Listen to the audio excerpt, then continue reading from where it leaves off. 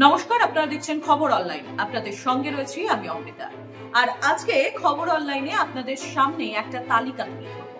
আপনাদের জানিয়ে রাখতে চাইবো, বিগত 5 বছরে বেশ কিছু জঙ্গিকে খতম করা হয়েছে।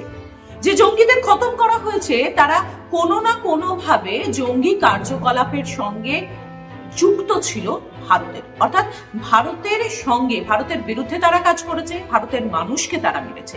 এবং শুধু তাই নয়, সেই সকল জঙ্গিকে খতম করা হয়েছে যারা গোটা বিশ্বে ত্রাসের সৃষ্টি করেছিল এবং তারা যুক্ত ছিল ভারতের সঙ্গে কোনো না কোনো রকম জঙ্গি কার্যকলাপের সঙ্গে। তাদের একেবারে পাকিস্তানের মাটিতে খতম করা হয়েছে।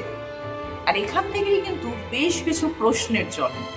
কি সেই প্রশ্ন, কি কি কথার সৃষ্টি হয়েছে সেইগুলো তো জানাবই, তবে তার আগে আপনাদের সামনে সেই তালিকা, সেই লিস্টটা একটু তুলে ধরি যে সেই লিস্টে কাদের কাদের নাম রয়েছে। শুরু করছি একদম সদ্য যে জঙ্গি খতম হয়েছে তাকে দিয়ে, অর্থাৎ 15ই মার্চ 2025 আবু কাতাল তার নাম, এবং তার আসল নাম হচ্ছে ফয়জল নদীম। অত্যন্ত গুরুত্বপূর্ণ পদে সে ছিল এবং লস্করে তৈবার কমান্ডার পজিশনে সে ছিল। এবং শুধু তাই নয়, আপনাদের জানিয়ে রাখতে চাইবো যে জম্মু কাশ্মীরে নানান ধরনের যে জঙ্গি কার্যকলাপ হয় তার সঙ্গে কিন্তু এই জঙ্গির নাম যুক্ত ছিল। এবং তার সঙ্গে সঙ্গে জানিয়ে রাখতে চাইবো ধানিদ্রি অঞ্চল 2023 সালে, এবং তার সঙ্গে সঙ্গে রিয়াসি, এই দুই অঞ্চল অর্থাৎ ধানিদ্রি এবং রিয়াসি, এই দুই অঞ্চলে কিন্তু যে বাস অ্যাটাকের ঘটনা ঘটেছিল তার সঙ্গে কিন্তু এই জঙ্গির নাম যুক্ত। এবং তাকে কিভাবে খতম করা হয়েছে? অজ্ঞাত পরিচয় কিছু ব্যক্তি খুব কাছ থেকে, যেটাকে বলে পয়েন্ট ব্ল্যাঙ্ক রেঞ্জ থেকে তাদের গুলি করা, যে ব্যক্তিকে, এই জঙ্গিকে গুলি করা হয়েছে। এবার আপনাদের সামনে একটা লিস্ট যেটা বলছি, সেই লিস্টে অনেকের নাম রয়েছে, অনেক জঙ্গির নাম রয়েছে, 17 জন জঙ্গির নাম রয়েছে। তবে সেই 17 জন জঙ্গির মধ্যে অত্যন্ত গুরুত্বপূর্ণ বা এ লিস্টেড ছিল ইউএপিএ যে লিস্ট স্বরাষ্ট্র মন্ত্রক, ভারতের স্বরাষ্ট্র মন্ত্রক, হোম মিনিস্টারের পক্ষ থেকে রিলিজ করা হয়েছে। সেখানে সেই 6 জনের নাম ছিল। যেমন আপনাদের জানিয়ে রাখবো, শেখ জামিল উল রহমান 2 মার্চ 2024, অর্থাৎ 2024-এর 2রা মার্চ তাকে খতম করা হয়। কোথায় খতম করা হয়? আবোটাবাদ নামটা কিন্তু যারা কোনো না কোনো ভাবে প্রত্যেকদিন খবর পড়েন, জানেন, তারা জানেন এই নামটা কতটা গুরুত্বপূর্ণ। লাদেন, ইয়েস, আবোটাবাদের খাইবার প্রদেশে কিন্তু তাকে খতম করা হয়েছিল। এবং অত্যন্ত তার যে মৃত্যুটা, এবার প্রশ্ন উঠতে পারে জঙ্গি মৃত্যু হয়েছে, স্বাভাবিক সেও মানুষ মারা গেছে, না, তার যে পরিস্থিতিতে, যে পরিবেশে, যেভাবে মৃত্যু ঘটেছে, সেখান থেকে সন্দেহ, সেখান থেকে প্রশ্ন, কিভাবে একজন জঙ্গি যে একটা এরকম হাই পজিশনে থাকে, এরকম সিকিউরিটি সে নিয়ে থাকে, এতটা ছদ্মবেশ ধারণ করে থাকে, কেউ কিছু জানতে পারে না বাড়ির ভেতরে কি হচ্ছে। আবোটাবাদের সেই বাড়িটার কথা মনে করুন, উঁচু প্রাচীর, ভেতরে কি হচ্ছে, কে আছে, কেউ জানে না। ঠিক এইরকম পরিস্থিতিতে কিভাবে একেবারে মাটিতে, মানে একেবারে পাকিস্তানের মাটিতে এইভাবে খুন করা হচ্ছে, এইভাবে খতম করা হচ্ছে, এখান থেকে কিন্তু প্রশ্ন উঠছে। এবং ইউনাইটেড জিহাদ কাউন্সিল যেটা রয়েছে তার প্রমুখ ছিল, এবং এর জন্ম কিন্তু ভারতের পুলওয়ামাতে জন্ম। এবং বেশ কিছু কিন্তু জঙ্গি কার্যকলাপ, অর্থাৎ ভারতের জম্মু কাশ্মীরে হওয়া বেশ কিছু জঙ্গি কার্যকলাপের সঙ্গে এই জঙ্গির নাম যুক্ত। এবার হচ্ছে নেক্সট এর নামটা হচ্ছে হরভিন্দর সিং সান্ধু। 19 নভেম্বর 2022 সালের ঘটনা। লাহোরে মৃত্যু হয়েছে। হসপিটাল কর্তৃপক্ষ অবশ্য দাবি করছে যে কিডনি ফেলিয়ারের জন্য মৃত্যু, কিন্তু তাদের এই দাবি মেনে নেওয়া যাচ্ছে না। আবার সেই একই ব্যাপার, যে পরিস্থিতিতে, যে পরিবেশে মৃত্যু, সেই মৃত্যু বারবার করে প্রশ্ন তুলছে। এবং কাশ্মীরের জঙ্গি সংগঠনের সঙ্গে মূলত পাঞ্জাবের যে পাঞ্জাব পুলিশ রয়েছে, সেই পাঞ্জাব পুলিশের ওপর নানান রকমের যে আক্রমণের ঘটনা, তাদের নিধনের ঘটনার সঙ্গে এই ব্যক্তি যুক্ত ছিল। খালিস্তানি জঙ্গি সংগঠনের মেম্বার ছিল। নেক্সট যার নাম বলবো, সেও কিন্তু খালিস্তানি জঙ্গি সংগঠনেরই একজন মেম্বার। তার নাম পরমজিৎ সিং পাঞ্জাবার। 6 মে 2023-এর ঘটনা, মানে 2022 থেকে আবার একটা বছর এগোচ্ছি। সেখানে কি ঘটনা ঘটেছিল, মর্নিং ওয়াক করতে বেরিয়েছে বাড়ির সামনে, নর্মালি যেভাবে সবাই মর্নিং ওয়াক করে, ঠিক সেই সময় মর্নিং ওয়াকের সময় একেবারে তার বাড়ির সামনে তাকে গুলি করা হয়। তাহলে ভাবুন, কখন সে মর্নিং ওয়াকে বেরোচ্ছে, প্রথমে তো সেই ব্যক্তিটাকে চিহ্নিতকরণ করা, তার বাড়িটাকে চিহ্নিতকরণ করা, সে কখন মর্নিং ওয়াকে বেরোচ্ছে, সবকিছু উইদাউট প্ল্যানিং এ হওয়া সম্ভব নয়। প্ল্যানিং এর কথা বলছে, কি প্ল্যানিং সেটা জানাবো আপনাদের। এবং তারপরে আপনাদের জানিয়ে রাখতে চাইবো, খালিস্তানি জঙ্গি সংগঠনের কমান্ডার ছিল এবং পাঞ্জাবে নানান ধরনের যে জঙ্গি কার্যকলাপ তার কিন্তু মাস্টার মাইন্ড ছিল এই ব্যক্তি। নেক্সট নাম করছি যার, সে 11ই অক্টোবর 2023 তার মৃত্যুর ঘটনা ঘটেছে। শাহিদ লতিফ তার নাম।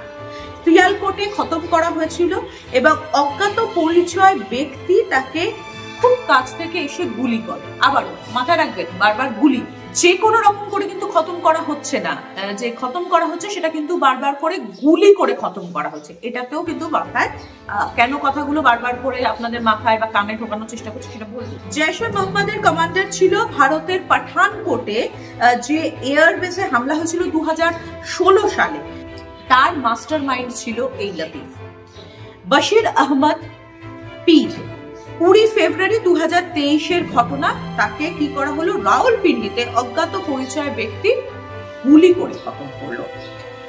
হিজবুল মুজাহিদ্দিনের একদম প্রথম সারির, যেমন আমাদের বিভিন্ন রাজনৈতিক মহলে আমরা নেতা বলি, একদম প্রথম সারির জঙ্গি কমান্ডার ছিল। নতুন নতুন জঙ্গি তৈরি করা, মাথার মধ্যে কথাগুলো ঢোকানো, জেহাদ কথাটাকে শেখানো এবং ইসলামের ভুল ব্যাখ্যা দেওয়া, এইগুলো তৈরি করা, জঙ্গি তৈরি করা, অস্ত্র শস্ত্র গোলা বারুদ সেটা চারিদিকে ছড়িয়ে দেওয়া কাশ্মীর অঞ্চলে, এটাই তার কাজ ছিল। নেক্সট যার নাম করছি তার নাম লখবীর সিং রোড, 2023 সালে মারা যায় ডিসেম্বর মাসে। পাকিস্তানে মৃত্যু হয়, চিকিৎসকেরা অবশ্য বলেছে হার্ট অ্যাটাকে মৃত্যু, কিন্তু তার মৃত্যু নানান প্রশ্নের উদয় করেছে, যে পরিস্থিতিতে, যে পরিবেশে মৃত্যু হয়েছে সেইগুলো থেকে প্রশ্ন উঠছে। খালিস্তানি জঙ্গি ছিল এবং সে বিভিন্ন ধরনের স্মাগলিং এর সঙ্গে, অস্ত্র শস্ত্রের সঙ্গে এবং মূলত পাঞ্জাব যে রয়েছে, ভারতের যে পাঞ্জাব রয়েছে সেখানে কিন্তু কাজ করতে এবং মূলত ভারতের বিরুদ্ধে জঙ্গি কার্যকলাপের সঙ্গে যুক্ত ছিল লখবীর। এবার হচ্ছে জহুর মিস্ত্রি, 1 মার্চ 2022 সালের ঘটনা। করাচিতে নিজের যে ওয়্যার হাউস তার সামনে দুজন ব্যক্তি আসে, একেবারে নিজের বাড়ির যে ওয়্যার হাউস রয়েছে সেই ওয়্যার হাউসের সামনে থেকে দুজন ব্যক্তি বাইকে করে আসে এবং বাইকে করে আসার পর তাকে কাছ থেকে আবার গুলি করা হয়। জৈশ এ মোহাম্মদের সঙ্গে যুক্ত ছিল, শুধু তাই নয়, কি ঘটনা একটু ভালো করে শুনুন, 814টি জঙ্গি কার্যকলাপের সঙ্গে যুক্ত ছিল এবং অন্যতম যেটা প্রধান যে ঘটনা সে ঘটিয়েছিল সে হচ্ছে ভারতের বিমান যেটা IC-814 হাইজ্যাকের সঙ্গে যুক্ত ছিল একেবারে এই ব্যক্তি, তাকেও নিকেশ করা হলো, তাকেও খতম করা হলো। নেক্সট নাম হচ্ছে মৌলানা রহিম উল্লাহ তারিক, 13 নভেম্বর 2023 করাচির উরাঙ্গি প্রদেশে তাকে খতম করা হয়, গুলি করে খতম করা হয়। জৈশ এ মোহাম্মদের চিফ মাসুদ আজহারের একেবারে ভীষণ কাছের প্রাণের মানুষ ছিল এই ব্যক্তি এবং জম্মু কাশ্মীরের নানান ধরনের যে জঙ্গি কার্যকলাপ তার সঙ্গে যুক্ত ছিল। নেক্সট যে নাম সেখানে হচ্ছে আদনান আহমেদ, 3 থেকে 5 ডিসেম্বর, এই দুদিনের এই ব্যবধান, তারিখটা মাথায় রাখবেন, 3 থেকে 5 ডিসেম্বর 2023 মৃত্যুর ঘটনা, অর্থাৎ নিকেশের ঘটনা ঘটে। করাচিতে খতম করা হয়, অজ্ঞাত পরিচয় ব্যক্তি তাকে গুলি করে, 3 তারিখের ঘটনা। তারপর বেশ কিছুক্ষণ পর তাকে হসপিটালে নিয়ে যাওয়া হয়, 5 তারিখে তার মৃত্যুর ঘটনা ঘটে। এ ঠিক কি করেছিল আপনাদের জানিয়ে রাখতে চাইবো, পাম্পোরে, ভারতের পাম্পোরে 2016 সালে সিআরপিএফ কনভয়তে যে অ্যাটাকের ঘটনা ঘটেছিল তার মাস্টার মাইন্ড ছিল। শুধু তাই নয়, এই লস্করে তৈবার অত্যন্ত গুরুত্বপূর্ণ একজন কমান্ডার এবং পিওকে অর্থাৎ পাকিস্তানে যে কাশ্মীর রয়েছে, মানে কাশ্মীরের যে অংশটি পাকিস্তানে রয়েছে সেখানে সে নতুন নতুন জঙ্গি তৈরি করা, নতুন নতুন নতুন নতুন জঙ্গি তৈরি করা এবং জঙ্গিদের ট্রেনিং দেওয়ার কাজ করত। এই তো গেল একটা লিস্ট, যে লিস্টটার মধ্যে 6 জনের নাম ভারতের স্বরাষ্ট্র মন্ত্রকের একেবারে এই লিস্টে ছিল, ইউএপিএতে ছিল। এই যে বারবার বলছিলাম না বাড়িতে ঢুকে, দেখুন তো কিছু মনে পড়ছে? ঘর মে ঘুসকে মারেঙ্গে, কথাটা শোনা শোনা মনে হচ্ছে। হ্যাঁ, একটা হিন্দি মুভিতে এই ধরনের কথা, এই ধরনের উক্তি খুব বিখ্যাত হয়েছিল, কিন্তু এই কথাটা তার আগে কেউ বলেছিলেন ভারতের প্রধানমন্ত্রী নরেন্দ্র মোদী। এবং এখান থেকে নানান প্রশ্ন উঠছে। প্রশ্ন কি কি? এক, পাকিস্তানের মাটিতে ঢুকে তাদেরই ঠিক বেছে বেছে কেউ বা কারা খতম করছে গুলি করে, যারা কোনো না কোনো ভাবে ভারতের বিরুদ্ধে কাজ করছে, জঙ্গি কার্যকলাপের সঙ্গে যুক্ত। 2, গুলি করা, স্নাইপার। গুলি মানে কিন্তু স্নাইপারের কথা বারবার উঠে আসে, যাদের লক্ষ্য অচল থাকে একেবারে, তারা যখন গুলি করবে যেখান থেকে বলুন, যত দূরত্বে বলুন, তারা সেটা মাথায় রাখে। সেই স্নাইপারের কথা উঠে আসছে। প্রত্যেকটা ক্ষেত্রে মাথায় রাখবেন, 1জন 2জন করেই থাকছে, কোথায় কি হচ্ছে সবটা জানেন। এইখান থেকেই কিন্তু গোটা বিশ্বের কাছে একটা কথা চলছে, সেটা রাজনৈতিক মহলে বলুন, কূটনৈতিক মহলে বলুন, সেটা কি, যে তাহলে কি ভারতের বলা ওই কথাটা যে ঘর মে ঘুসকে মারেঙ্গে এইটাই করছে? কিন্তু না, ভারত একা নয়, ভারতের সঙ্গে আরো একটি অত্যন্ত মজবুত রাষ্ট্রের কথা উঠে আসছে এবং তাদের অত্যন্ত গুরুত্বপূর্ণ একটা ফোর্সের কথা উঠে আসছে। এবং মনে করা হচ্ছে ভারতের সঙ্গে হাত মিলিয়ে তারা এই কাজটা করছে। সেই জন্য একেবারে মর্নিং ওয়াকের সময় একেবারে ঘর মে ঘুসকে ওয়্যার হাউসের সামনে এইভাবে খতম করা হচ্ছে। যদিও এই ধরনের যে ইনফরমেশন গুলো, এই লিস্টের কথাটা বলছি না, কিন্তু কে বা কারা এই ঘর মে ঘুসকে মারছে, খতম করছে একের পর এক, মাথায় রাখুন 2022, 2023, 2024, 2025 সবে পড়েছে 2025। এখান থেকে প্রশ্ন উঠছে, তাহলে কি ভারত এবং ভারতের সঙ্গে সেই রাষ্ট্রের কথা উঠে আসছে? দেখার বিষয় হবে ভবিষ্যতে এই বিষয়। ভারতের প্রধানমন্ত্রী তো সবসময় একদম ফ্রন্টে গিয়ে ব্যাট করতে ভালোবাসে, তিনি কোনোদিন নিজের থেকে এই বিষয়টা বলেন কিনা, বা আমাদের মতো কিছু সাংবাদিক বা আরো যারা রয়েছেন তারা এই ধরনের আরো কোনো তথ্য আপনাদের সামনে তুলে ধরতে পারে কিনা সেটার দিকে নজর থাকবে। তবে আজকে এতটাই।